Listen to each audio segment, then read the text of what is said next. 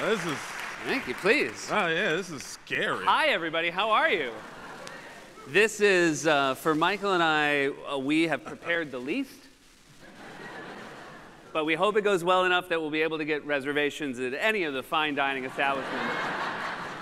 Is anybody from Cat's Deli here? We've been friends, I guess for about 5 years now. Is that when you started on SNL? Yeah, about 5 or 6 years, something like that. But we were talking a little bit backstage. I'm on a 2-week break. You're on a summer break. Yeah. I'm in week 2 of a 2-week break. So let me ask you the thing that people ask me every year I was on SNL.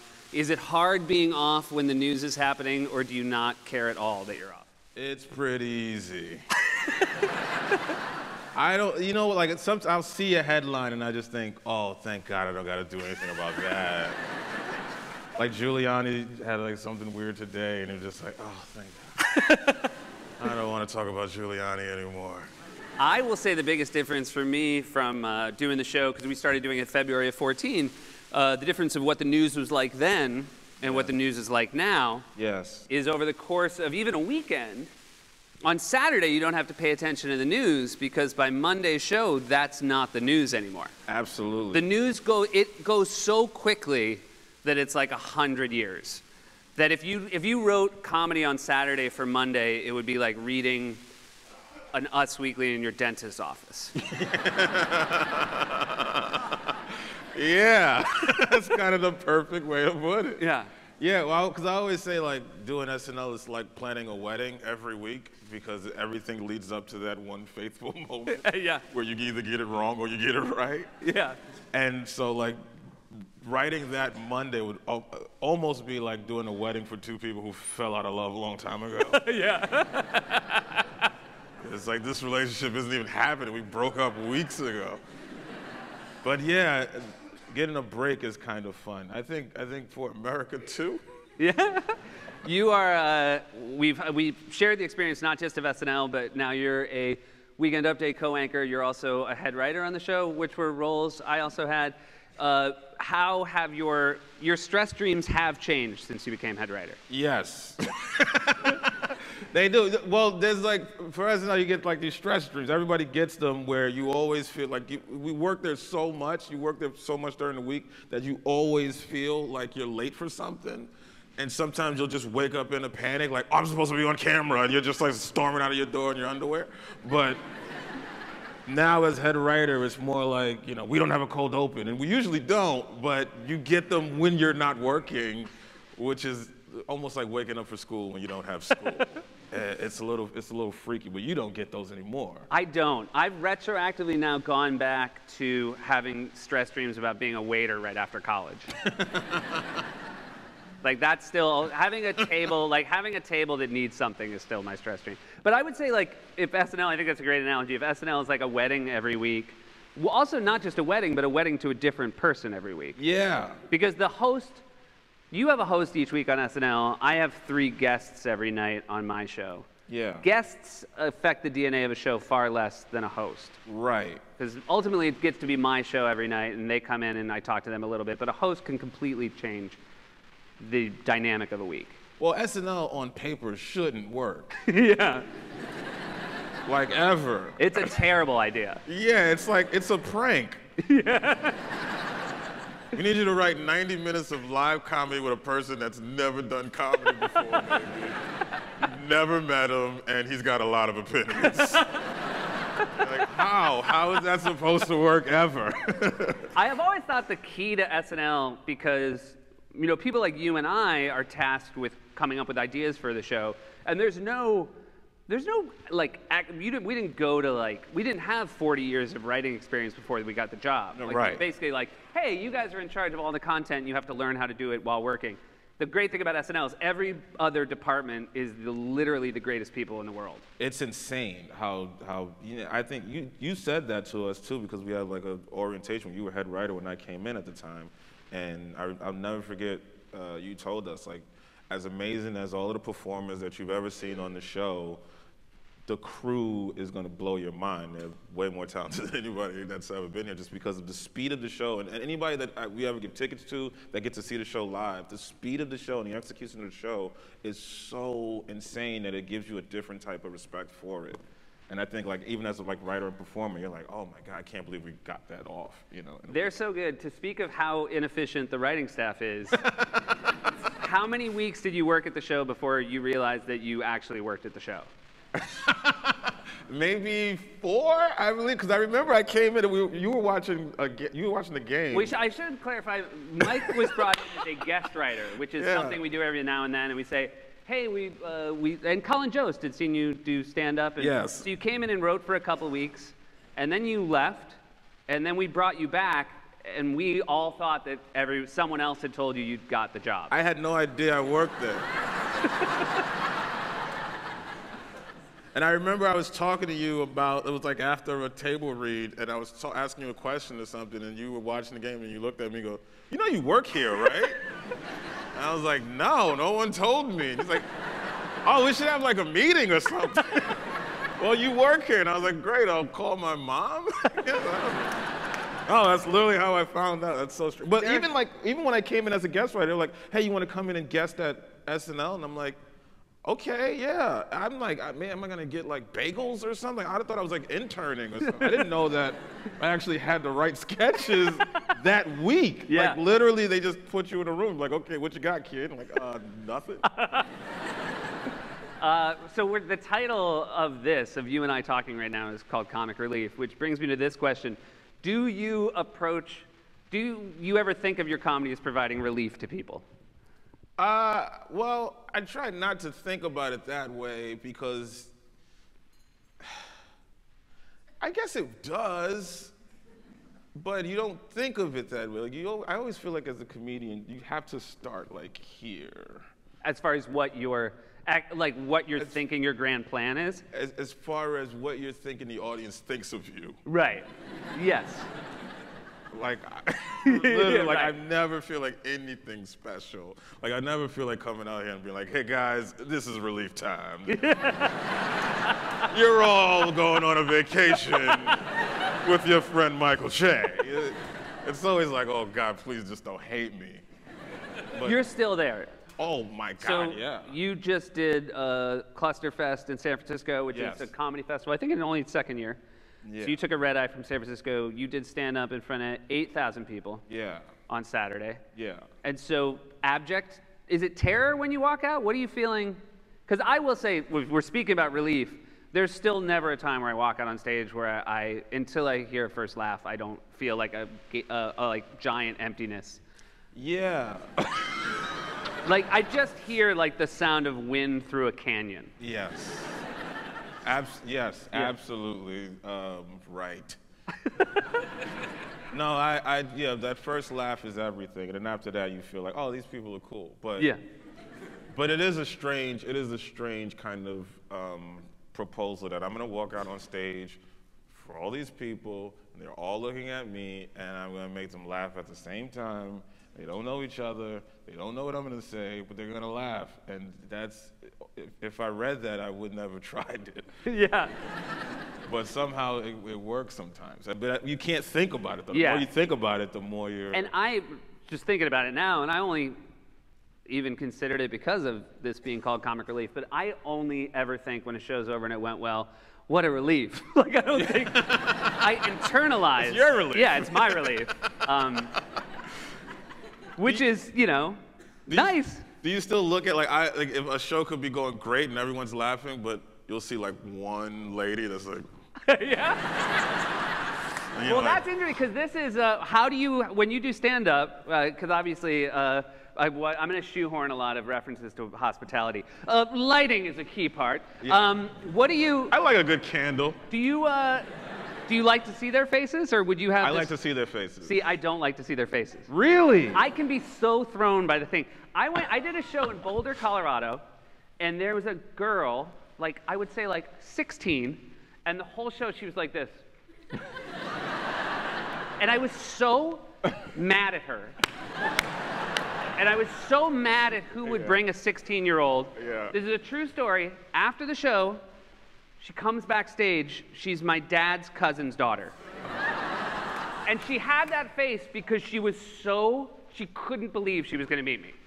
So that whole show is like, you asshole. And she's like, oh my God, it's so great to meet you. And I'm like, oh my God, you got to get a better face for happiness. That's hilarious.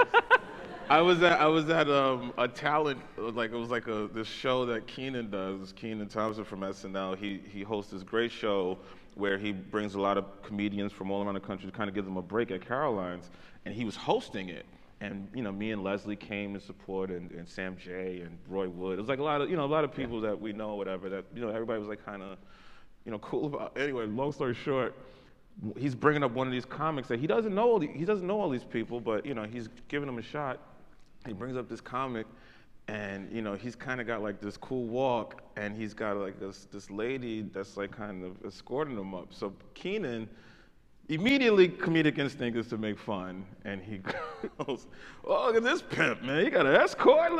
Everyone's laughing, and it's kind of funny. And the guy gets up there and goes, "That's right, I'm legally blind."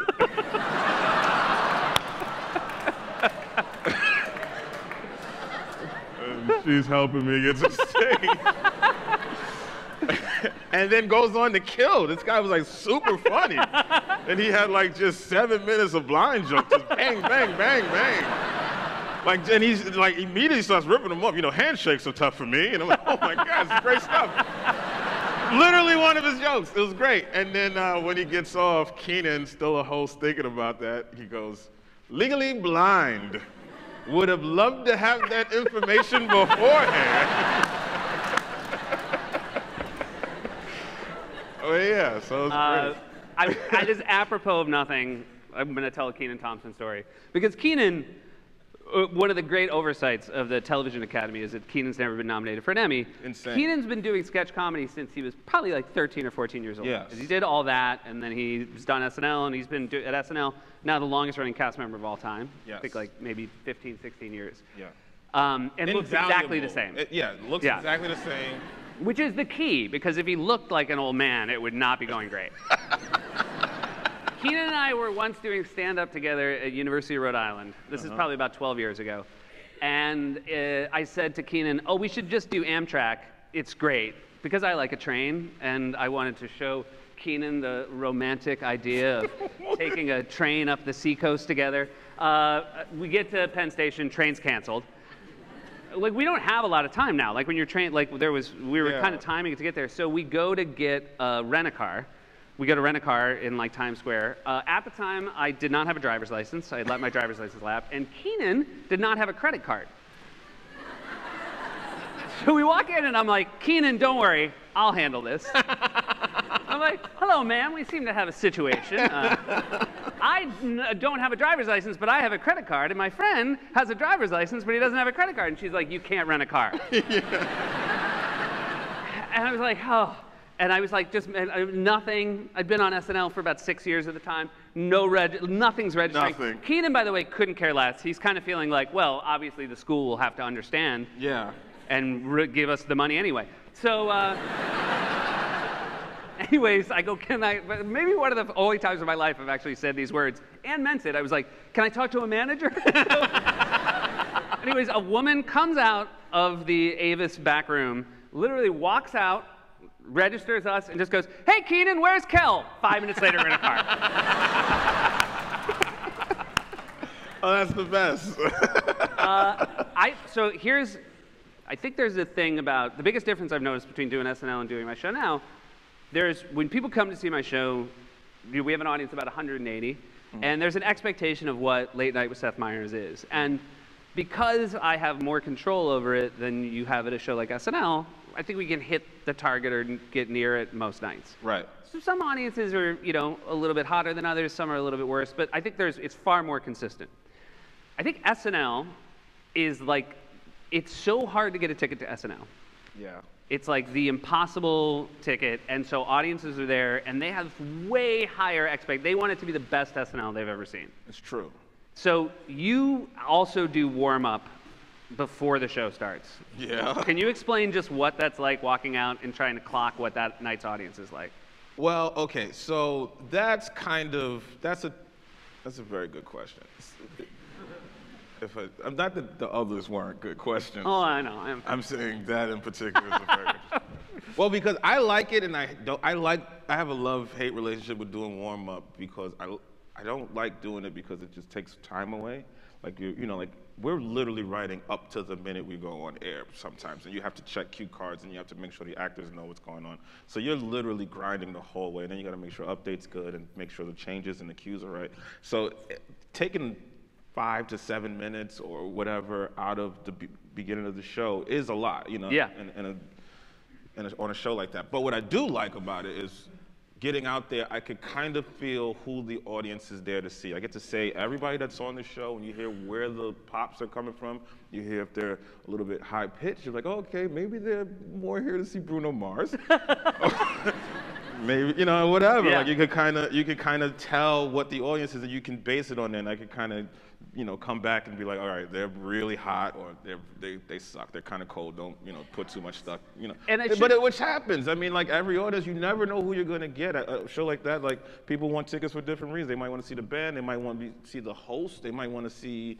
There might be a bunch of agents. You never know like who's in the audience. So it's good to kind of have that barometer so you can kind of feel.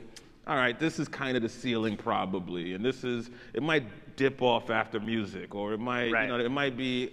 No, I should know. There's nothing you can do about it at that point. Nothing you can do. Yeah. Nothing you can do. Yeah. But it's just for your internal brain to know, like, I could be hitting 100% and it'll be quieter than last week's 100%. Exactly. Like if One Direction is the musical guest and it's a bunch of screaming young fans, and then we got to do jokes about North Korea.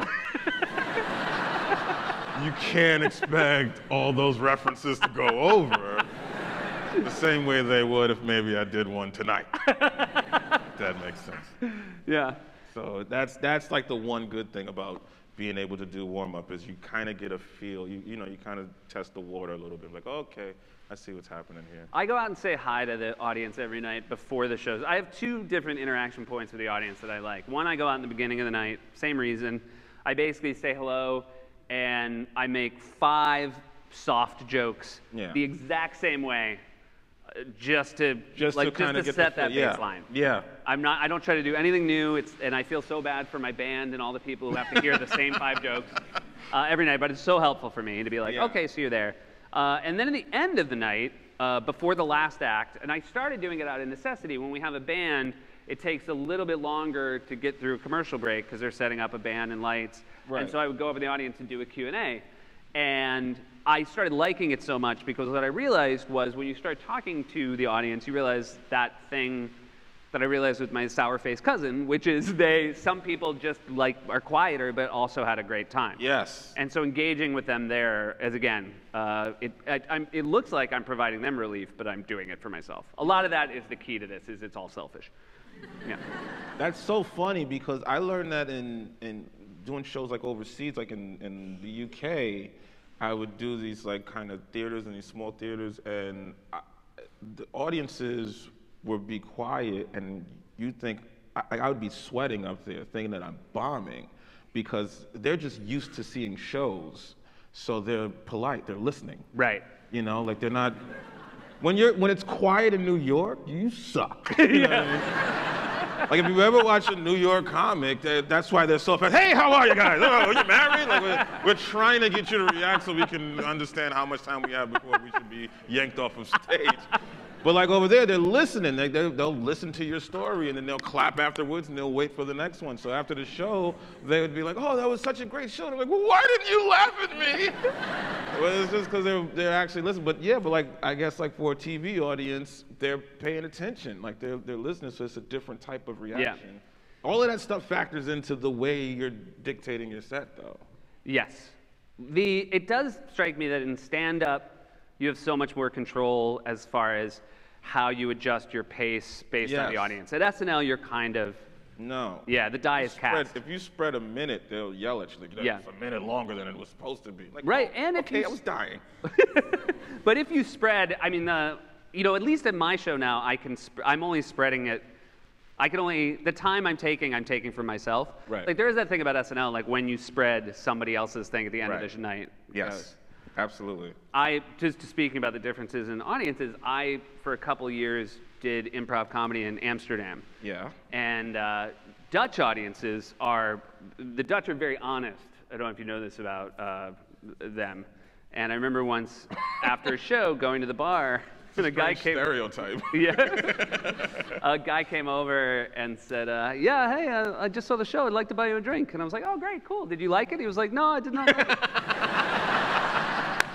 And I remember saying, "Oh, just out of curiosity, why would you want to get me a drink?" And he's like, "Well, I don't dislike you."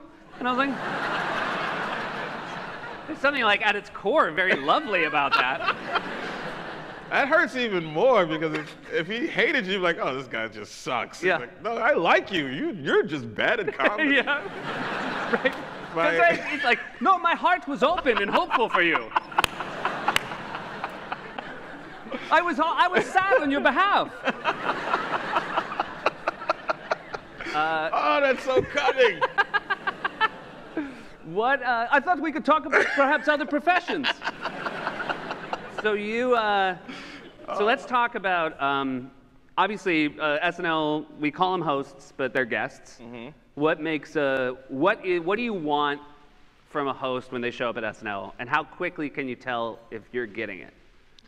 I always feel like comedians are the hardest people that are guests because comedians know why they're funny, and if they've gotten to the point of guesting on SNL, they know exactly what they're doing.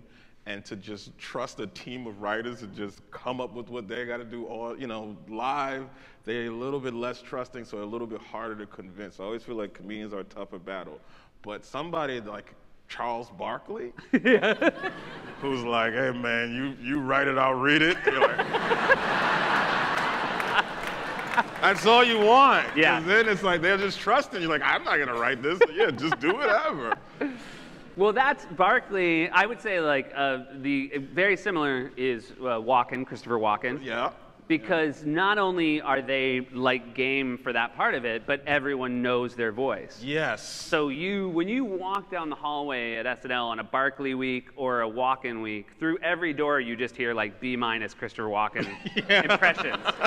Yeah, exactly. Like, what would it sound like to see Christopher Walken read a bedtime story? It's just all those types of things. Yeah, I always love those types of hosts. Like anybody that's like Blake Shelton, we're like, oh my God, yes, please.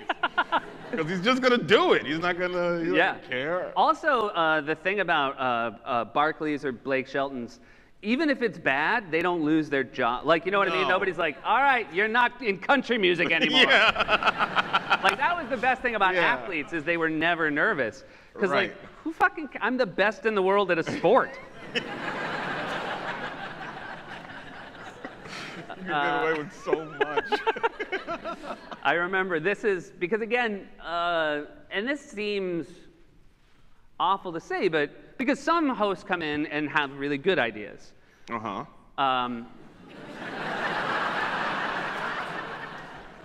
But I remember somebody said to, Walken had hosted a bunch of times, and this is early in my time at SNL, but we have this pitch on Monday, and everybody went around the room and pitched, and then it finished, and Lorne never does this, but he's like, "Chris, is there anything you want to do?" And there's just this long beat, and Christopher Walken goes, "Bears are funny."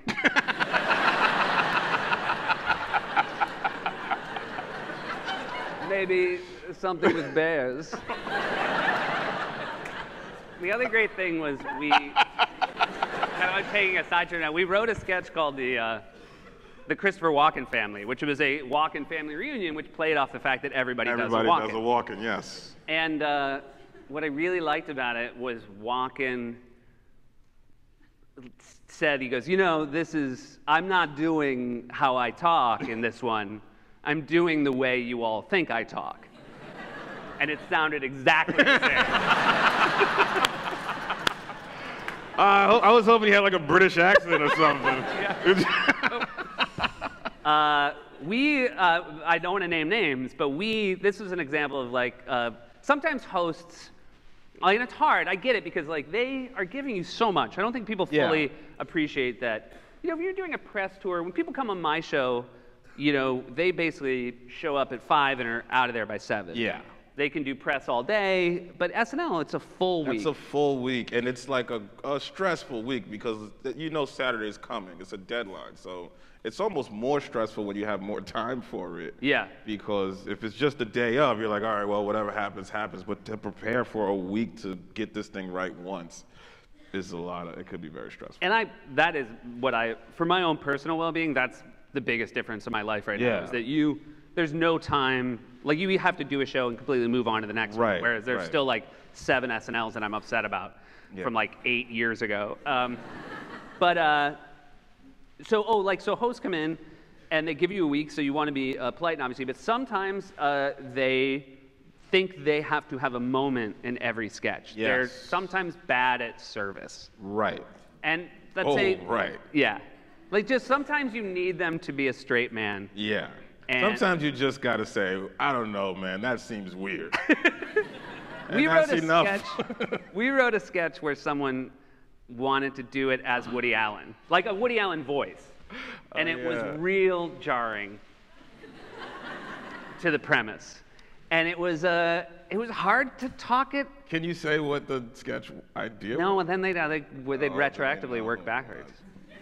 I can talk about my favorite sketch we wrote together that I thought should have done a lot better. Oh, yeah.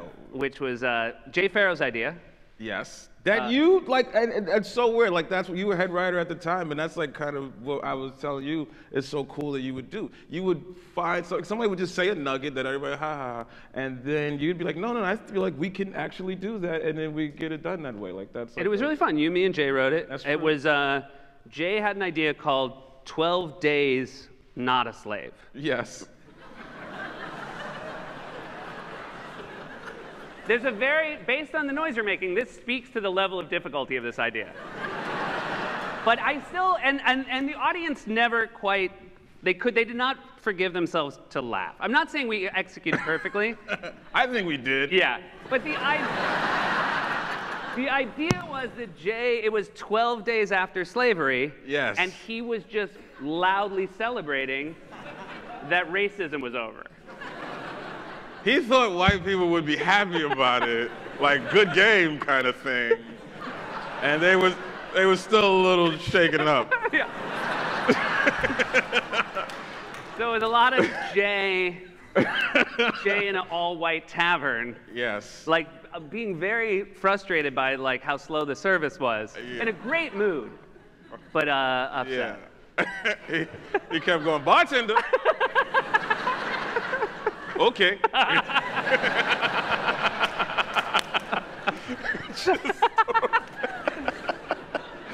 I stand by it. And it's good. Yeah.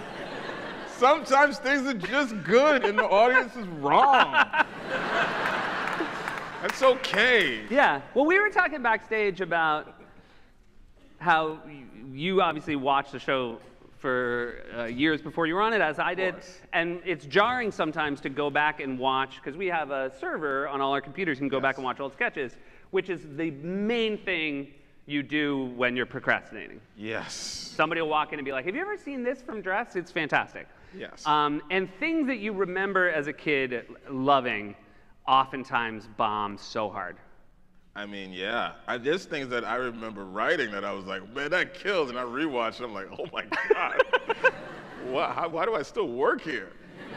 It is, I was saying backstage, I heard Norm Macdonald on a podcast once say, it is still, like my show, every talk show, sitcoms, any live TV show, there's like an idea, the warm-up comedian kind of comes out and explains that the idea is for it to be a lot of fun, and remember to laugh, and that is not what you do in your warm-up. No, you can't, because you got to pick the show from that. Yeah. You know, like you need an honest reaction because you have to present this to America. So if you're laughing at something that's not funny, that doesn't help us at all. Yeah. You know, like we got to know where to fix it and where the dips are, you know. But it is still because of that, which is why it's really thrilling to work there, and why I'm glad I work there, and why I'm relieved not to work there anymore.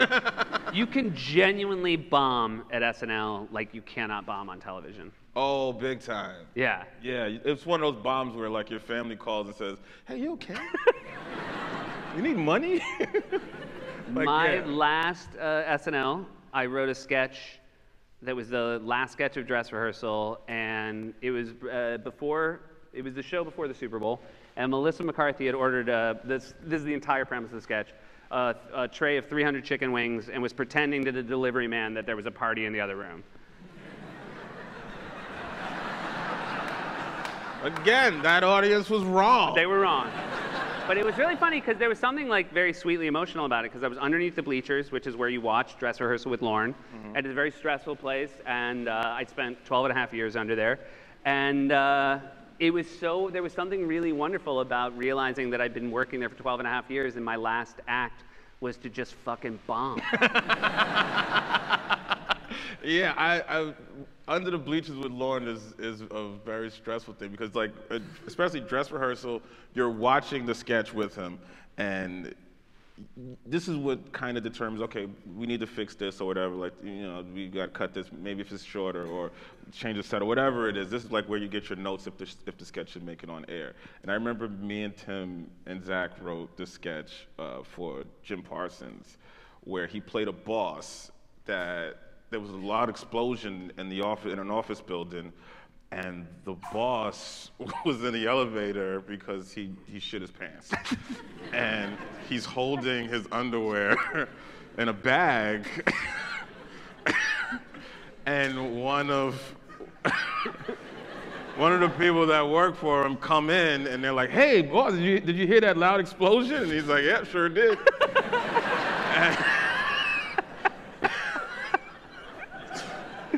And he's like, yeah, I jumped on top of Megan to shield her from the blast. What'd you do? He's like, well, I ducked for cover. And it turns out he's just like riding with his underwear, and he just has to pretend. So at the table for comedy writers, very funny. We're laughing. It's a 4-minute long poop joke. No one's mad at that. If I say it played the radio silence, I'm being generous. And watching Lauren's face during it, he burns us immediately. He's like, what's wrong with his look? Why does he look that old? And they go, oh, that was the writer's choice. And he goes, oh, there's writers on this.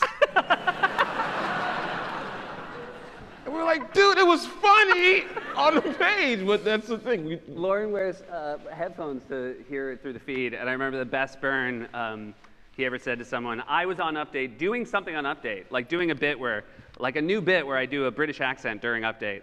And he took off his headphones and looked at head writer Alex Bays, who's now my head writer, and he just went, burn the tapes. Hey,